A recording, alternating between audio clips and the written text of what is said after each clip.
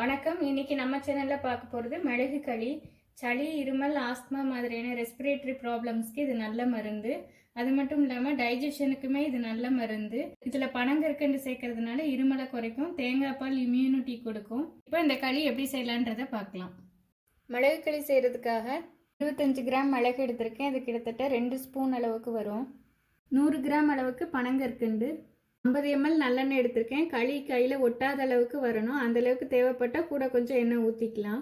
அரை முறி தேங்காவை அரைச்சி பால் எடுத்து வச்சுருக்கேன். அது ஒரு கப் அளவுக்கு இருக்குது.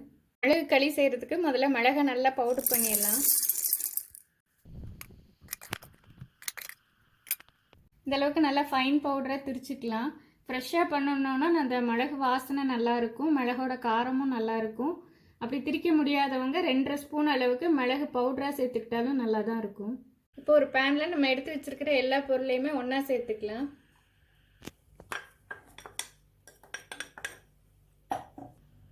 மிளகு பொடியோட இப்போ பனங்கற்கண்டையும் சேர்த்துக்கலாம். இது கூடவே தேங்காய் பாலையும் சேர்த்துக்கலாம். இதை நல்லா ஒரு தடவை கலந்து விட்டதுக்கப்புறமா நம்ம ஸ்டவ் ஆன் பண்ணிக்கலாம்.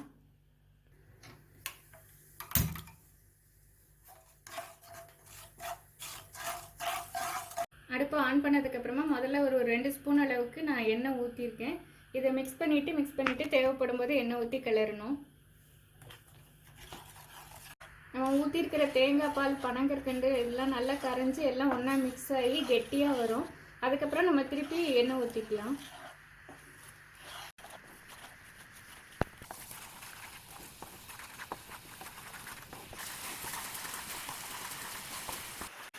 பனங்கற்கண்டு நல்லா கரைஞ்சிருச்சு. இப்போ இதோட மிக்ஸ் ஆகி இந்த அளவுக்கு கொஞ்சம் திக்கார மாதிரி ஆயிருக்கு. இப்போ திருப்பியும் நம்ம எண்ணெய் ஊற்றிக்கலாம்.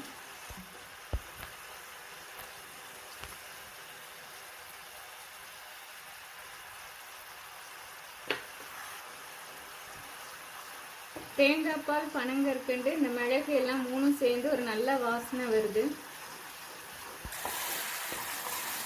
3-4 மினிட்ஸ் தான் ஆயிருக்கு. இப்போ இந்த அளவுக்கு நல்லாவே கெட்டி ஆயிருக்கு. இப்போ திருப்பியும் நம்ம எண்ணெய் சேர்த்துக்கலாம்.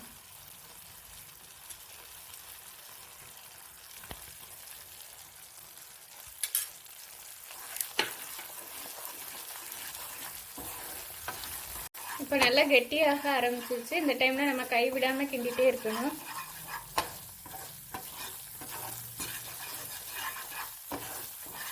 நல்லா ஒட்டாம, பாத்திரத்தில் ஒட்டாம சுருண்டு வர வரைக்கும் கிளறணும்.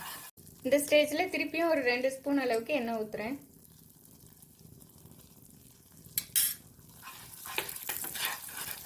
எடுத்து வச்சிருக்கிற 50 ml எண்ணெயும் ஊற்றியாச்சு. இப்போ இது கரெக்டாக தான் இருக்குது, அதிகமாக தேவைப்படலை. பாத்திரத்துலேயும் நல்லா ஒட்டாமல் வந்துருச்சு. மிளகு களி வெந்துருச்சான்னு செக் பண்ணுறதுக்காக ஒரு பவுலில் தண்ணி வச்சு கையை நனைச்சிட்டு இந்த மாதிரி தொட்டு பார்த்தோன்னா கையில் ஒட்டக்கூடாது. இப்போ இது நல்லா வெந்துருச்சு. இந்த டைமில் நம்ம அடுப்பை ஆஃப் பண்ணிக்கலாம். இது நல்லா வெந்ததுக்கப்புறமா நம்ம ஊற்றிருக்கிற எண்ணெய் கூட தனியாக பிரிஞ்சு வர ஆரம்பிச்சிருச்சு.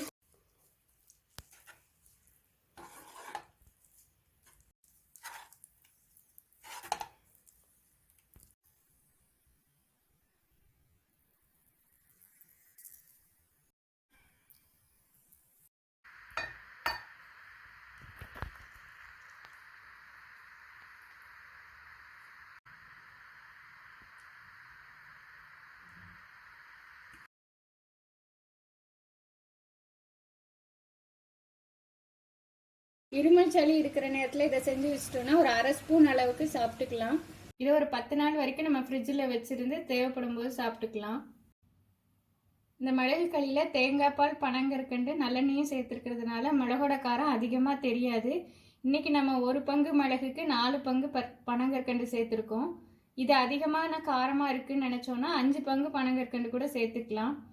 இதை நீங்களும் உங்கள் வீட்டில் செஞ்சு பாருங்கள். இந்த வீடியோ உங்களுக்கு யூஸ்ஃபுல்லாக இருக்கும்னு நினைக்கிறேன். இதே மாதிரியான இன்னொரு வீடியோவில் உங்களை சந்திக்கிறேன்.